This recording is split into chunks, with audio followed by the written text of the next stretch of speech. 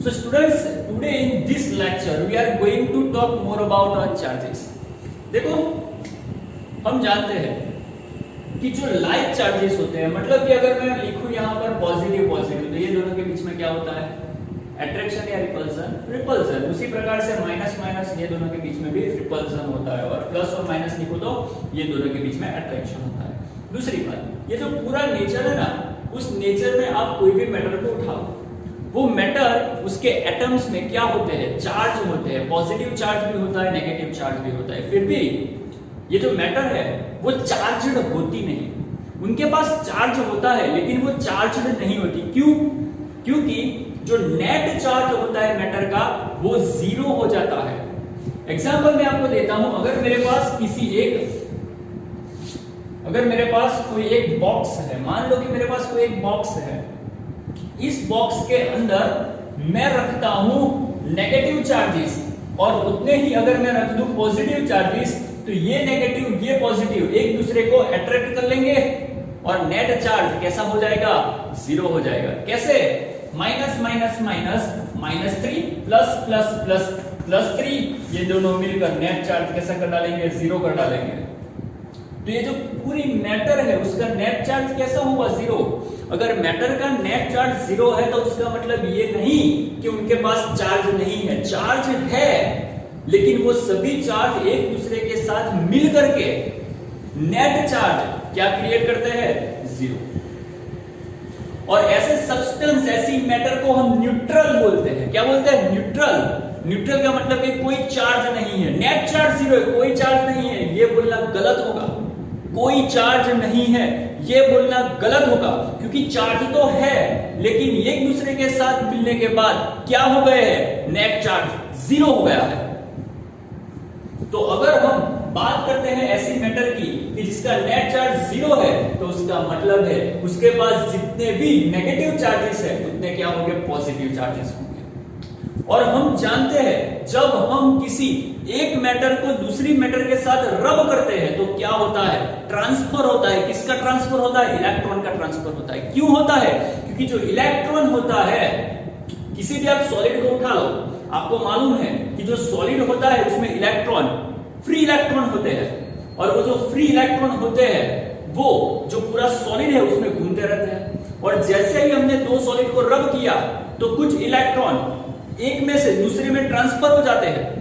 मान लो मेरे पास दो मैटर है, नंबर 1 एंड नंबर 2, मैंने एक को दूसरे के साथ रब किया, और मान लो कि पहले वाले में से कुछ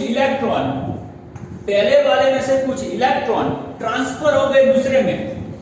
अगर पहला वाला अपने में से इलेक्ट्रॉन दूसरे को नहीं देता है तो पहला वाला कैसा हो जाएगा? पॉजिटिव हो जाएगा, प्लस हो जाएगा, और दूसरा इलेक्ट्रॉन रिसीव करता है कैसा हो जाएगा? नेगेटिव हो जाएगा। और अब जो ये मैटर है, जो पहली मैटर है, मतलब कि पहला वाला सब्सटेंस है, उसने इलेक्ट्रॉन दे दिए हैं, तो वो अब पॉजिटिव चार्ज्ड माना जाएगा।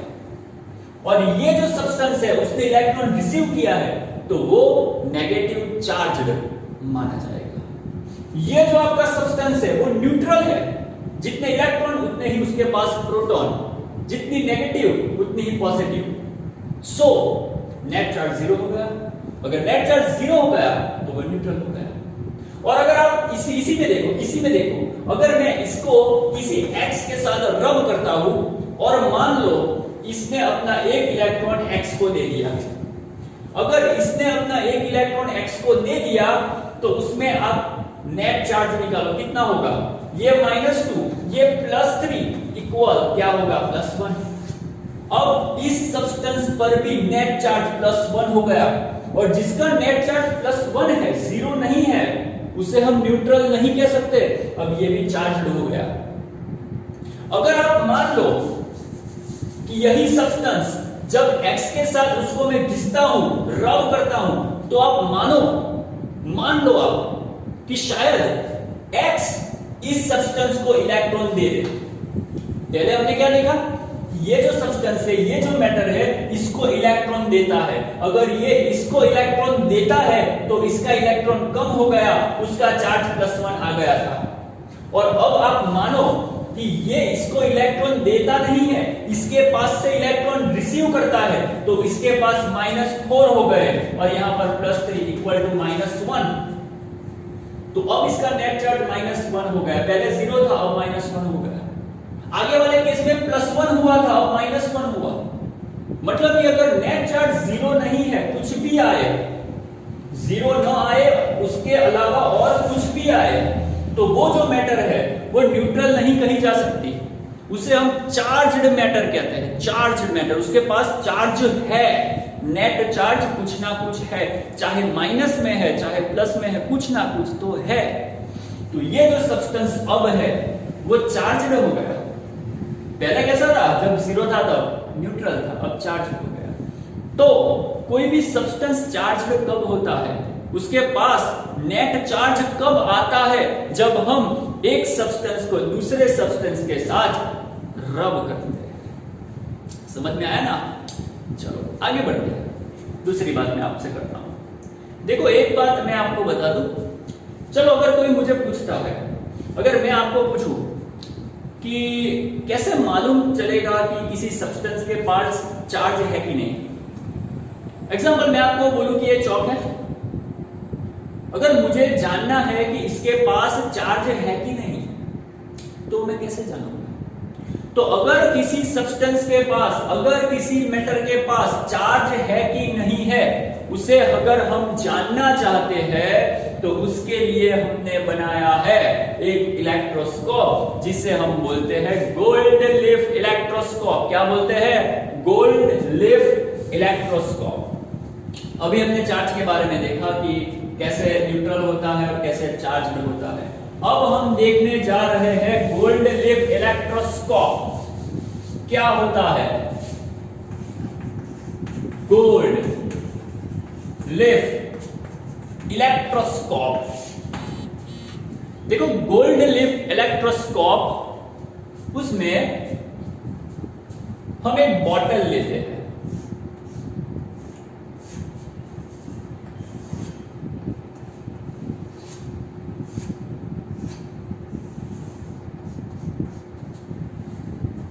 फिगर ऐसी वैसे हो सकती है, आपसे समझना। ये बॉटल है, उसमें क्या करते हैं हम, मेटल का बना हुआ एक रॉड ऐसे इस प्रकार से हम डाल देते हैं,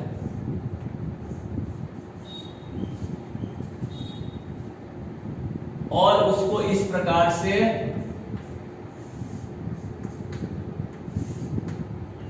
किसी कंडक्टर के साथ हम फिट कर देते हैं। ओके, ये भी कंडक्टर है, ये भी कंडक्टर है, इसमें भी इलेक्ट्रॉन या कोई भी चार्ज, इसमें भी। ओके, अभी हम क्या करेंगे, जो गोल्ड लीफ इलेक्ट्रोस्कोप क्यों कहा गया है? गोल्ड लीफ इसलिए क्योंकि अब हम गोल्ड की छोटी छोटी लीफ लेंगे और उस छोटी छोटी लीफ को हम यहां पर रख देंगे इस प्रकार से। पहले तो इस प्रकार से नहीं होती, पहले तो इस प्रकार से होती है। मान लो कि हमने यहां पर गोल्ड की छोटी छोटी लीफ इस प्रकार से लगा दी। लीफ ऐसी होती है, सामने से देखोगे तो ऐसी होगी, सामने से देखोगे तो लीफ ऐसी होगी, बराबर। और उसको हम यहां पर इस प्रकार से लटका देंगे। अब होगा क्या कि अगर मेरे पास कोई सब्सटेंस है, मान लो कि ये रॉड है मेरे पास, इसके पास नेगेटिव चार्ज है, अगर ये रॉड मैं इसके साथ टच करता हूं, अगर ये रॉड को इसके साथ मैं टच करता हूं तो क्या होगा? अगर इसको इसके साथ टच कराता हूं तो इसका जो भी नेगेटिव चार्ज है वो इसमें आएगा, और यहां से वो नेगेटिव चार्ज कहां तक जाएगा? नीचे तक जाएगा। नीचे कहां जाएगा? गोल्ड लीफ में भी जाएगा। अभी ये नेगेटिव है तो यहां से अंदर क्या आएगा? Negative, negative, negative, negative, negative, negative, negative, negative. यहां जाकर वो नेगेटिव चार्ज दो पार्ट में डिवाइड होगा, यहां पर भी नेगेटिव, यहां पर भी नेगेटिव। और हम सब जानते हैं like charge repels each other, यहां भी नेगेटिव आ गया, यहां भी नेगेटिव आ गया, नेगेटिव नेगेटिव एक दूसरे को क्या करेंगे, रिपल करेंगे।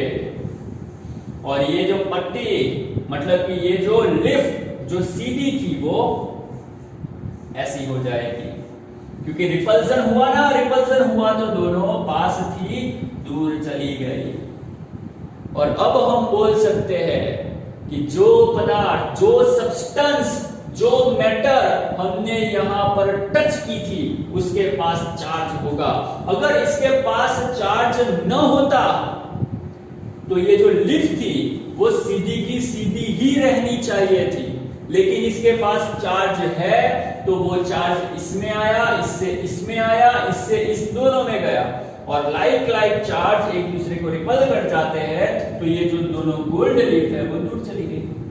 बात तो इस प्रकार हम डिसाइड कर सकते हैं कि हमारे सब्सटेंस में क्या कोई चार्ज है कि नहीं, उसका नेट चार्ज 0 है या कुछ ना कुछ है।